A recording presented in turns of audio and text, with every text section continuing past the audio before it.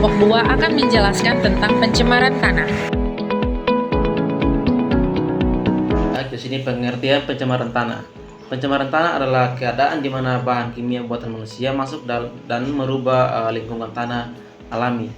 Pencemaran ini biasanya terjadi karena kebocoran limbah, cair atau bahan kimia industri atau fasilitas komersial, penggunaan pestisida, masuknya air permukaan tanah tercemar dalam lapisan subpermukaan, kecelakaan kendaraan pengangkut minyak, zat kimia atau limbah seperti limbah air dari tempat penimbunan sampah serta limbah industri yang langsung dibuang ke tanah secara tidak memenuhi syarat atau illegal dumping. Baik, berikut saya akan menjelaskan tentang sumber pencemaran tanah. Jadi, secara umum pencemaran tanah dapat disebabkan oleh 3 limbah.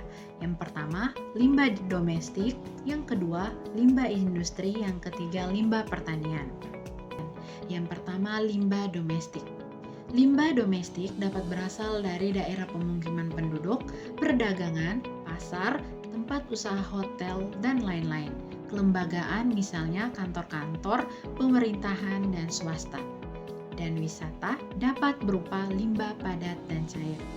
Di mana limbah domestik ini juga dibagi menjadi 2. Yang pertama, limbah padat berupa sampah anorganik.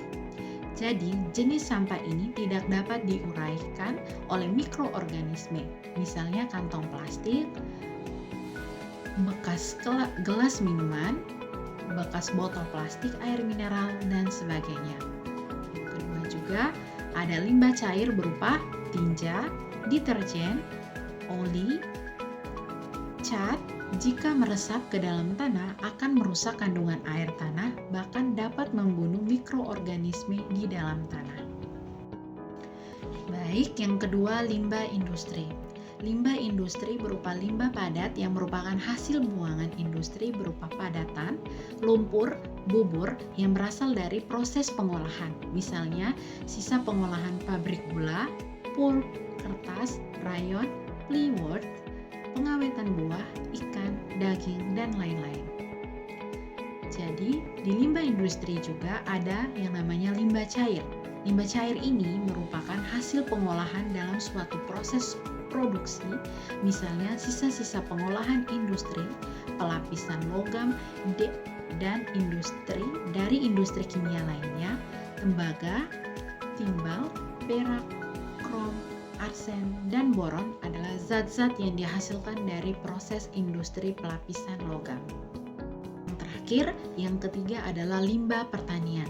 Jadi, limbah pertanian ini berupa sisa-sisa pupuk sintetik untuk menyuburkan tanah, tanaman, misalnya pupuk urca, pestisida, pemberantasan hama tanaman, misalnya DDT. Saya akan menjelaskan tentang dampak dari pencemaran tanah. Dampak dari pencemaran tanah yang pertama yaitu pada kesehatan. Dampak kesehatan tergantung pada jenis polutan dan jalur paparan. Zat-zat berbahaya seperti kromium, pestisida, dan herbisida bersifat karsinogenik sangat berbahaya bagi anak-anak. Yang dimana paparan dari pencemaran tanah ini akan menyebabkan berbagai penyakit. Yang kedua, pada ekosistem. Bahan kimia beracun dapat mengubah kimia tanah dan mengurangi metabolisme mikroorganisme tanah, berpotensi memusnahkan spesies penting dalam rantai makanan. Baik, di sini saya akan menjelaskan tentang penanggulangan pencemaran tanah. Nah, teman-teman, limbah domestik yang sangat banyak penanggulangan sampah ini yaitu dengan cara memisahkan antara sampah organik atau sampah yang dapat mudah terurai oleh tanah dan sampah anorganik atau sampah yang akan terurai oleh tanah tetapi membutuhkan waktu yang sangat panjang untuk terurai oleh tanah. Nah, ada 2 cara untuk penanganan pencemaran tanah. Yang pertama itu ada remediasi. Jadi teman-teman, remediasi adalah kegiatan untuk membersihkan permukaan tanah yang tercemar. Ada 2 jenis remediasi tanah, yaitu in situ atau on-site dan ex situ atau off-site. Pembersihan on-site adalah pembersihan di lokasi. Pembersihan ini lebih murah dan lebih mudah, terdiri dari pembersihan venting, injeksi, dan bioremediasi. Pembersihan offsite meliputi penggalian tanah yang tercemar dan kemudian dibawa ke daerah yang aman. Setelah itu, di daerah aman, tanah tersebut dibersihkan dari zat pencemar. Caranya yaitu, tanah tersebut disimpan di bak atau tangki yang kedap, kemudian zat pembersih dipompa ke bak atau tangki, kemudian dioles dengan instalasi pengelolaan air limbah. Pembersihan offsite ini jauh lebih mahal dan rumit. Yang kedua itu ada biromediasi. Jadi teman-teman, biromediasi adalah proses pembersihan pencemaran tanah dengan menggunakan mikroorganisme seperti jamur dan bakteri. Nah, biromediasi ini bertujuan untuk memecahkan atau mengkardisasi zat pencemaran menjadi bahan yang kurang beracun atau tidak beracun karbon dioksida dan air. Di bak atau tangki yang kedap, kemudian zat pembersih dipompa ke bak atau tangki, kemudian dioles dengan instalasi pengelolaan air limbah. Pembersihan offsite ini jauh lebih mahal dan rumit. Yang kedua itu ada biromediasi. Jadi teman-teman, biromediasi adalah proses pembersihan pencemaran tanah dengan menggunakan mikroorganisme seperti jamur dan bakteri. Nah, biromediasi ini bertujuan untuk memecahkan atau mengkardisasi zat pencemaran menjadi bahan yang kurang beracun atau tidak beracun karbon dioksida dan air.